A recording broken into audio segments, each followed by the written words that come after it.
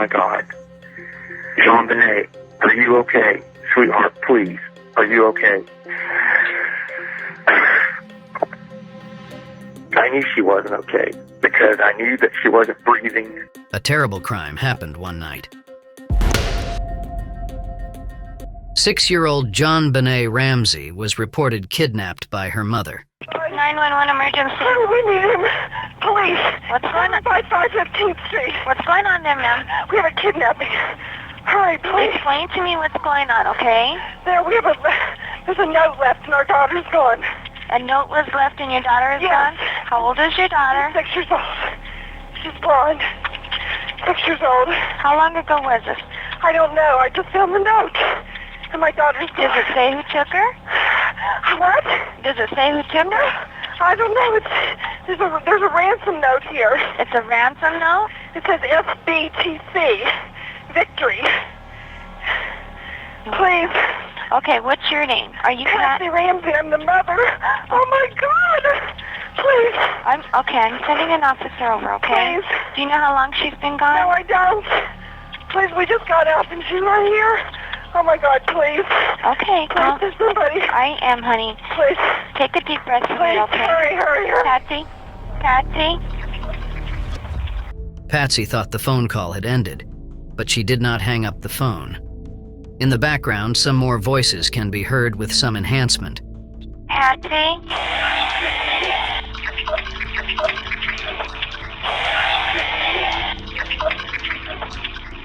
This was the John Ramsey's voice. The tone is a parent talking to a child. There's another voice, a female voice, Patsy's voice. Another voice that doesn't sound like an adult. There were only 4 people in that house. One of them was JonBenet. I believe we've heard John Ramsey's voice. JonBenet and I had a very close relationship. I will miss her dearly for the rest of my life. Patsy? We've heard Patsy's voice. So we know the only other person in the address at the time is Burke. Right. It sounds like 3 people were talking to each other, John, Patsy, and Burke. But according to parents, Burke was asleep. Patsy?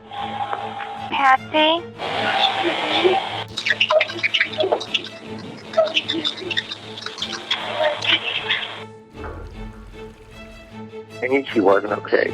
Did he kill her? We have to find out who did this. Did you have anything to do with the JonBenet Ramsey killing, sir? What? My name is JonBenet Ramsey, and I'm 5.5.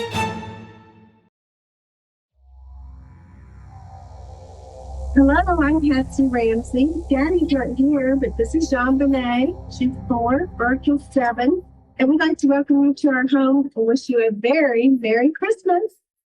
The day after Christmas in 1996, Boulder police got a panicked 911 call from a woman. She said her daughter had been kidnapped. Her name was Patsy Ramsey. 911 emergency. Oh, we need him. Police. What's going on? 15th Street. What's going on there, ma'am? We have a kidnapping. Detective Bob Whitson heads to the home of John and Patsy Ramsey, who live with their 2 young children, 6-year-old JonBenet and 9-year-old Burke. The case began with an emergency phone call. When police came to the house, they found something odd. It was a long letter asking for money. Mr. Ramsey, listen carefully. We're a group of individuals that represent a small foreign faction. You will draw $118,000 from your account. $100,000 will be in $100 bills, and the remaining $18,000 in $20 bills. This letter was the first big clue they found, and it was consist of 3 pages. This ransom note had many odd things about it. The kidnappers asked for exactly $118,000. Why that amount? You know, they're wealthy, they're attractive, they have 2 beautiful young children. They look perfect in every way on paper. Even stranger, some lines in the note came from a movie. These words were copied from Dirty Harry, a film from 1972. One of the things that we know from the actual crime scene video was that the house is filled with movie posters. If we catch you talking to a stray dog, she dies. In the movie, instead of it actually being a dog breed is mentioned. If you alert bank authorities, she dies. She dies, she dies, she dies. This whole thing could have been done in 4 lines. We have your daughter. Withdraw $118,000, put the money in a paper bag. I will call you between 8 and 10 a.m. Don't call the FBI or the police, or she'll die SBTC. The movie Ransom had come out just a couple weeks before this, so it appeared to me as though somebody was copying that movie. Early that morning, around 5:30, Patsy wakes up. As she walks downstairs, she spots something unusual. 3 pages of paper lie on the stairs. She reads them and learns someone has taken JonBenet.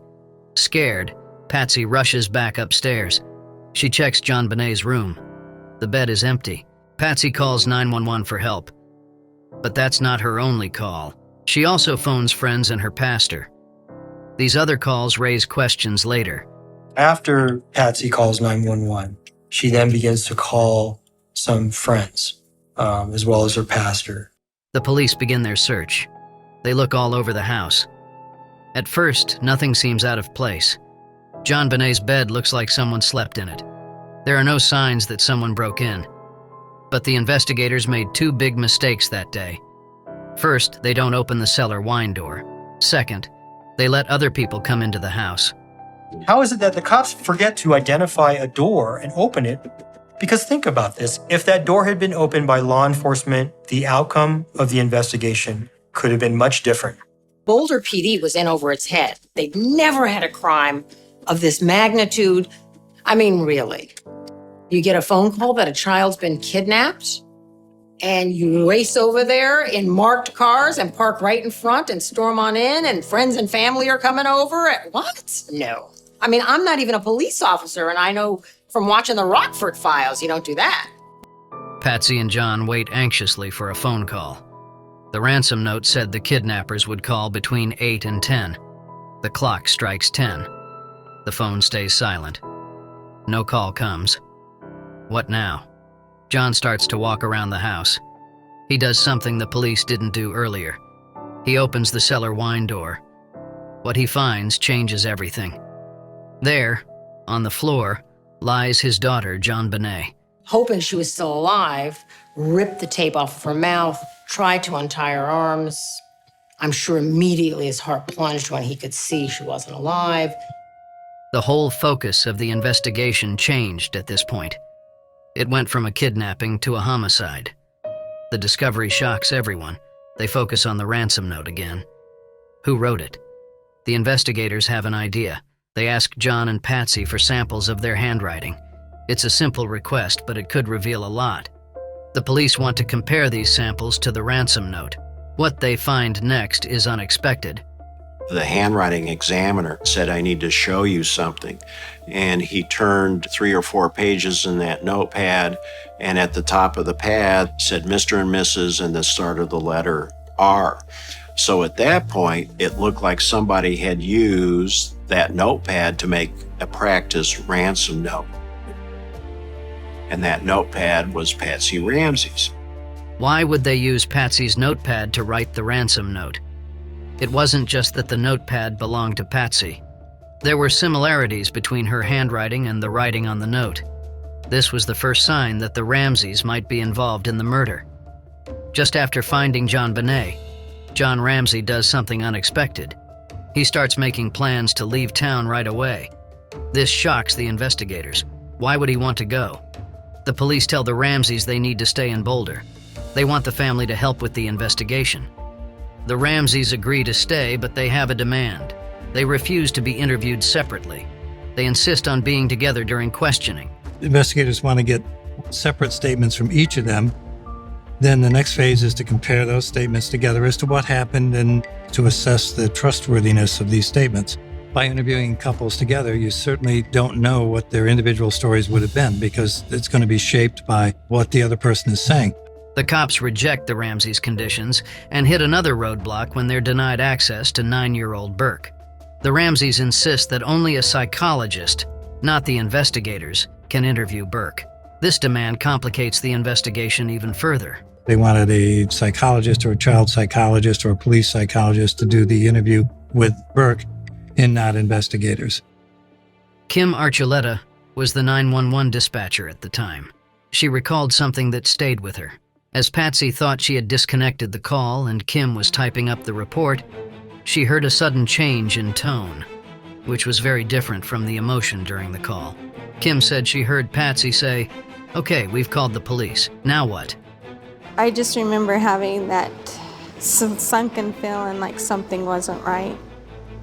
The problem was, if you hear the frantic in her voice as she's speaking to me, where she couldn't even answer my questions, it immediately stopped.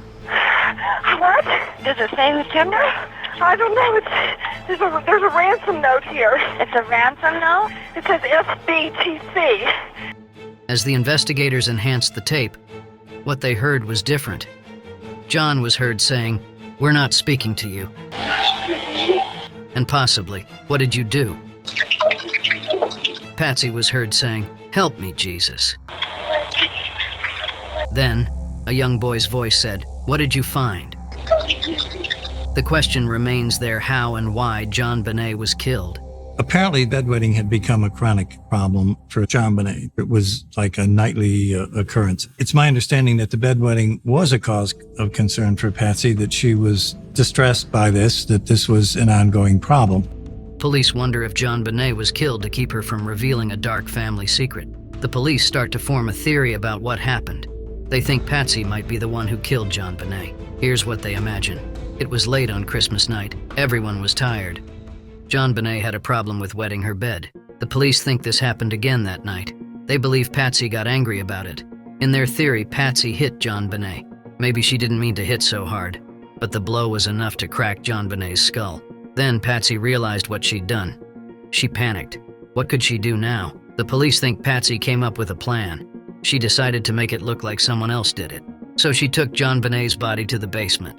She left her there, trying to trick the police. I did not see any signs of forced entry or anything that would have indicated that somebody broke into the house. It's time to investigate Patsy, but John Ramsey hires one of the most powerful criminal defense firms in the Rocky Mountain area. From that point on, the relationship between the Ramseys and the police becomes very strained.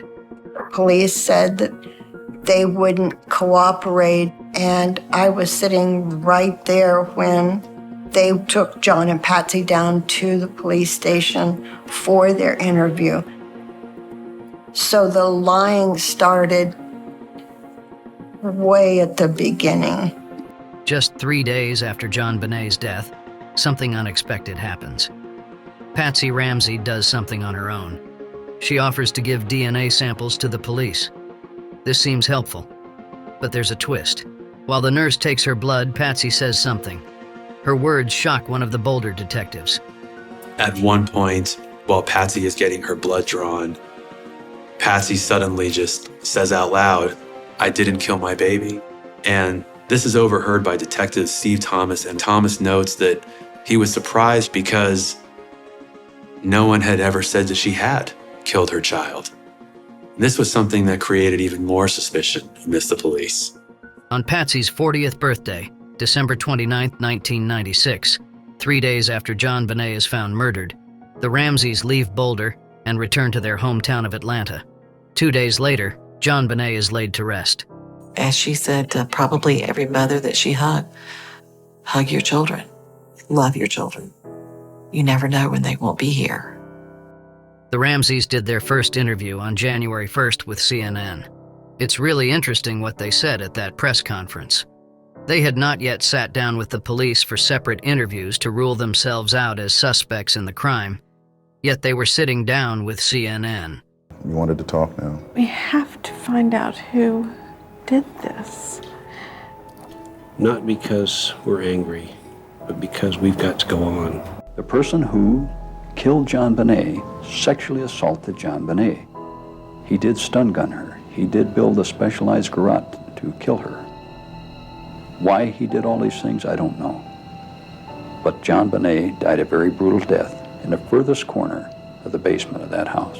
She pulled every bit of strength she had together to get on there and just be persuasive and to show people that they were good people so that they would go find the person who did it.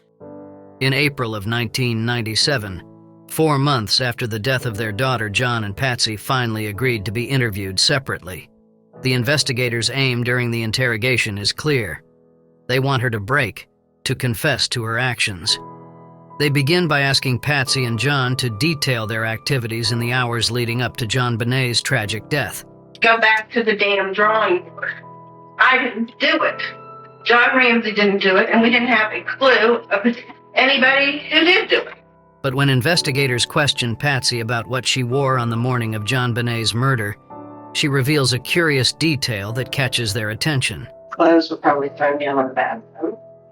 I think that their hair got grabbed. The clothes that you say were thrown down, those were clothes you'd worn the night before. Right. Patsy Ramsey mentioned that she put on the same clothes she wore to the Christmas party the night before, the next day. This unusual detail raised more questions for the investigators. I put clean underwear on, but I put the black velvet pants on and a red sweater and top. Seems odd to me. Early. Okay. I do this a lot. Investigators then present Patsy with a photo of the now infamous bowl of pineapple, a potential clue that might unlock the mystery. The remains of pineapple in JonBenet's system. I can prove that, yeah. Okay, so this is no shock to me. No. But I did not do this. If she ate that, somebody put that there. I don't know when she would have eaten it. She was sound asleep when we got home. Did you fingerprint that? Is that still in there? What if those fingerprints belong to one of the two of you? I didn't put the bowl there, okay? I did not put the bowl there. I would not do this. As investigators noted the similarities between Patsy's handwriting and the ransom note, John devised his own theory. Because of some of the similarities apparently in Patsy's handwriting and the woman.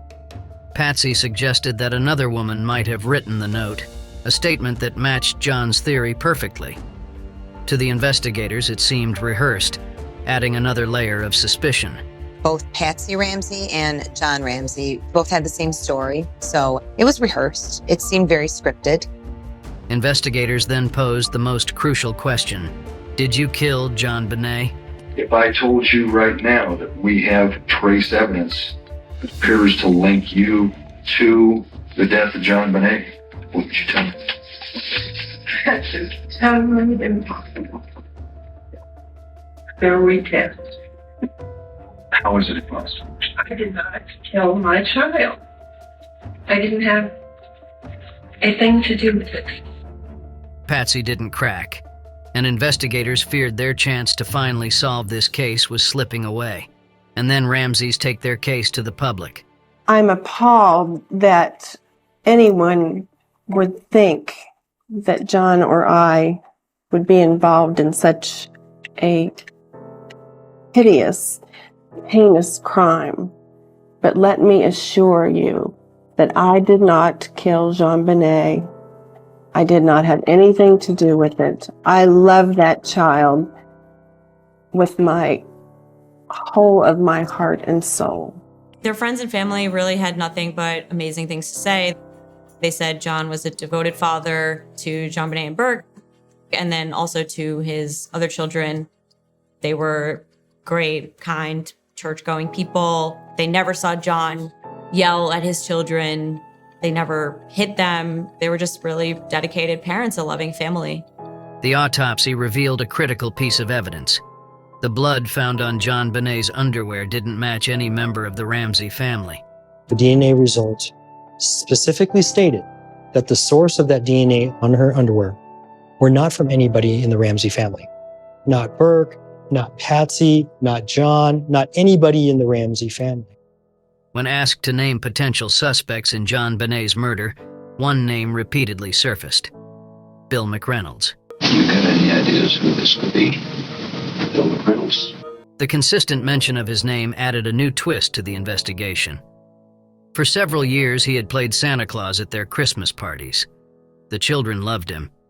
It was clear that JonBenet and Burke really liked him a lot. But as Ramsey tells Smith, something about McReynolds never sat right with him. You know, we were suspicious of McReynolds, I guess, in the beginning, and he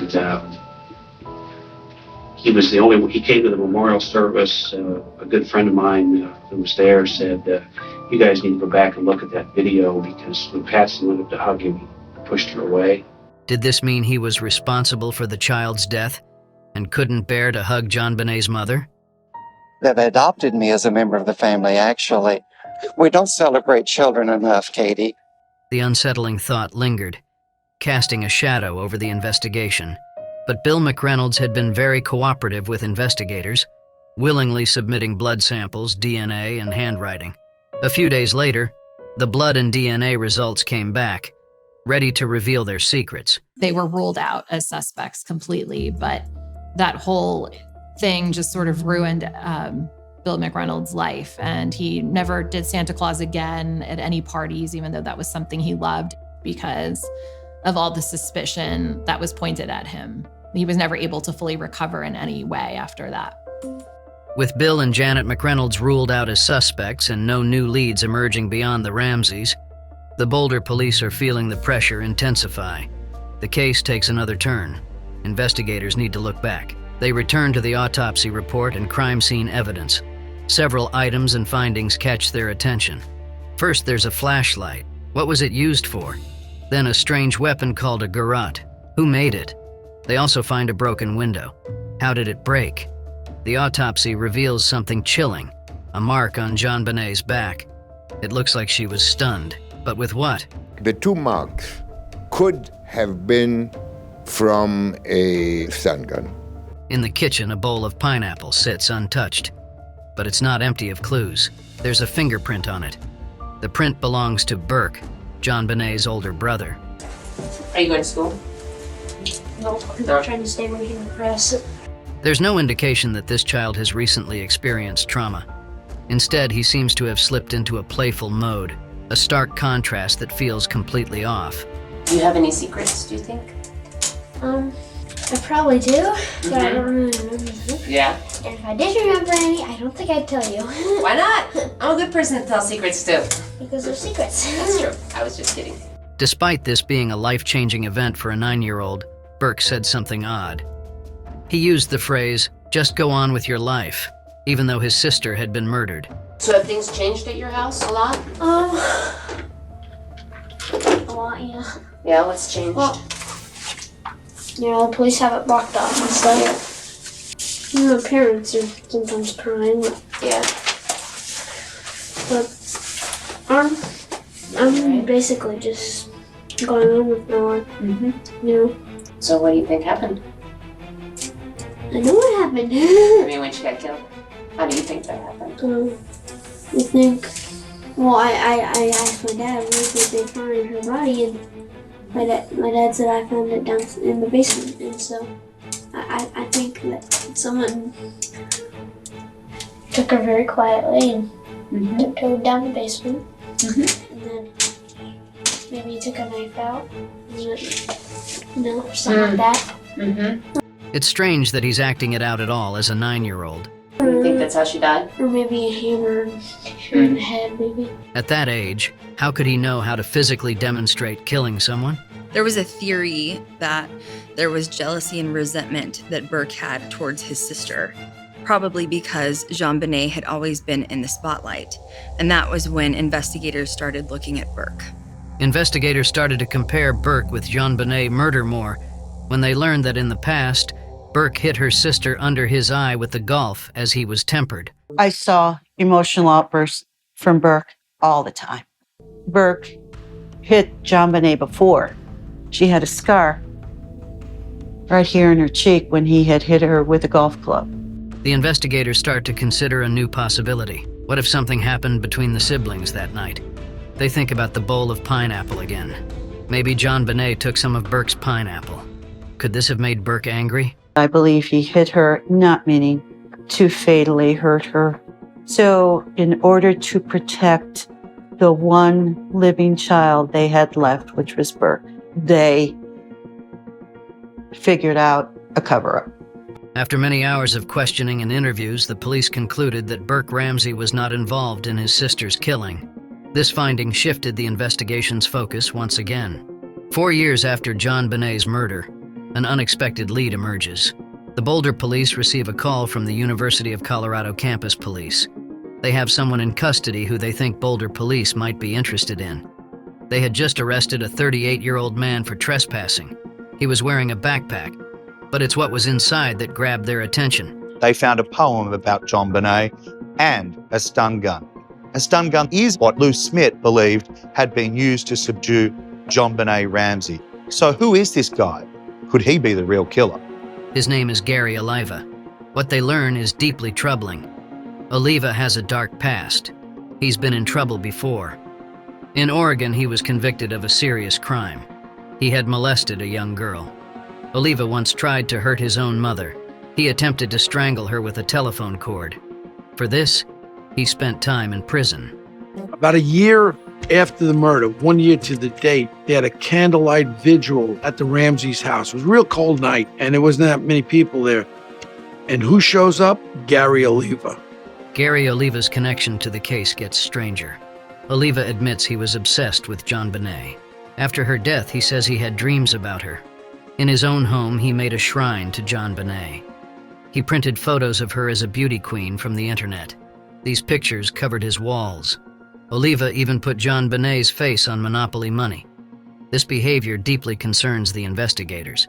They wonder, could Oliva's obsession have led to something terrible?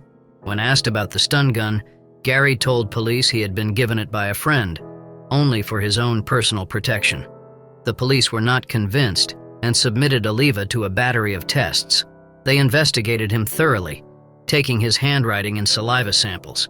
They believed he had done a horrible thing, but in the end, it all came back not a match. They just could not place him at the scene of the crime. There we were, back to square one, with no killer and no answers. Since the death of JonBenet Ramsey, many suspects have been investigated, but there have been no arrests. Then, in August of 1998, District Attorney Alex Hunter makes a surprising decision: to assemble a grand jury. The grand jury met for 13 months. Then, in October 1999, they disbanded. The grand jurors have done their work extraordinarily well, bringing to bear all of their legal powers, life experiences, and shrewdness. Yet I must report to you that I and my prosecution task force believe we do not have sufficient evidence to warrant the filing of charges against anyone who has been investigated at this time. The exact proceedings of the grand jury during their year-long deliberation remain a mystery. The case remains open, but with each passing year, it grows colder. But now, there is someone who is ready to confess to JonBenet's murder. And so I just kept telling her that she was a good little girl and that I loved her. And I kissed her on her lips, and I just wanted her so much more and so much more and so much more. This call was received by Michael Tracy, and the person didn't give his real name. He referred to himself as Daxus. I just came out of this heated, passionate trance, and it was like someone just turned a light on, and I saw her in a totally different light, and I was just like, oh my God. JonBenet, are you okay? Sweetheart, please, are you okay? I knew she wasn't okay, because I knew that she wasn't breathing. He is now confessing to murdering JonBenet, and the authorities trace his calls to Bangkok, Thailand. American authorities rush to notify their counterparts in Thailand. Soon, Thai investigators identify the bizarre figure. Daxus was revealed to be John Mark Carr, a 41-year-old American citizen from Alabama. He had been married twice, the first time to a 13-year-old child. Carr was also a school teacher, working with grade school children. Collaborating with Thai authorities, Mary Lacey secures a warrant for John Mark Carr's arrest for murder. In August 2006, they moved in on him. John Mark Carr is arrested in Bangkok, Thailand, at a seedy hotel where he was living. John Mark Carr, 41 years old, was arrested for the murder of JonBenet Ramsey. There is much more work to be done now that the suspect is in custody. As investigators dig deeper into John Mark Carr's past, they uncover more disturbing details. In 2001, Carr was teaching school in Northern California. He was arrested and charged with a serious crime, possession of child pornography, 5 counts in total. Instead of facing these charges, Carr ran away. He fled the country, ending up in Bangkok, Thailand. As news of Carr's arrest spreads, he becomes famous overnight. His name is in all the headlines. Then something unexpected happens. Some of Carr's emails to Michael Tracy leak to the press. These messages reveal shocking information. Carr writes about being attracted to girls who look like dolls. Even more alarming, he hints that other children might be in danger from him. The district attorney proceeds with the test that will determine Carr's fate, a comparison of his DNA to a sample found in JonBenet's underwear. But again, there is a shocking news. The DNA does not match. The way he told the story, it had to be his, and it's not. So once that came back as not a match, he is not the killer. I want to make it absolutely clear up front, the decisions were mine, the responsibility is mine, and I should be held accountable for all decisions in this case. The refutation of Carr's admission leaves many wondering, why would someone confess to a crime they didn't commit? There's a lot of people who voluntarily confess to crimes, especially high-profile crimes that they didn't commit. We can go back to Lindbergh kidnapping years ago. They had like 200 people come forward because of the notoriety of the case. So this is something law enforcement is always faced with. After Mary Lacey exonerates John Mark Carr, he is released from custody. Soon after, the child porn charges against him are dismissed for lack of evidence. A free man, Carr eventually flees the country again and disappears from the public eye. Revisiting the 911 call, we can clearly hear 3 voices: John, Patsy, and Burke. Does Burke Ramsey know what really happened, or are the parents covering for their son? 28 years after the murder, the events that transpired in the Ramsey house that night remain shrouded in mystery. The JonBenet Ramsey case continues to baffle and haunt those who seek the truth.